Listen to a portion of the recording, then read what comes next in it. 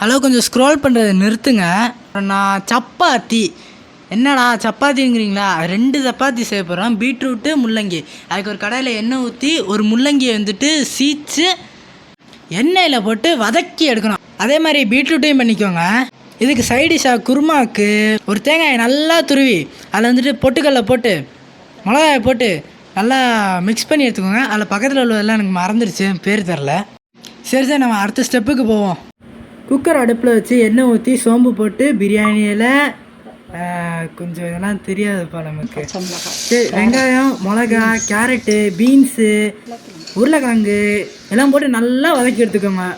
அப்படியே இந்த வெஜ்ஜிஸ் மேலே பரபரன்னு உப்பு தூவி நம்ம அரைச்சி வச்சிருந்த தேங்காய் பேஸ்ட்டை அப்படியே கொட்ட வேண்டியதுதான். அப்படியே கொஞ்சம் தண்ணி ஊற்றி ஒரு 2 விசில் வச்சு எடுத்துருங்க. ஒரு கப்பில் கோதுமை மாவு எடுத்து அதில் அப்படியே உப்பு தூவி அந்த அரைச்சி வச்ச அந்த முள்ளங்கி பீட்ரூட்டு 2 தனித்தனியாக வச்சு பிசைஞ்சு எடுத்துக்கோங்க. இதை நீங்கள் சப்பாத்தியாக போட்டு எடுத்துக்க வேண்டியதுதான். இதை மறந்துட்டேன். இந்த முள்ளங்கி சப்பாத்தி வந்துட்டு வெயிட் லாஸ் பண்ணவும், இந்த பீட்ரூட் சப்பாத்தி வந்து வெயிட் கெயின் பண்ணவும் யூஸ் ஆகும். அப்படியே மறக்காமல் லைக் பட்டனை தட்டி விட்றது.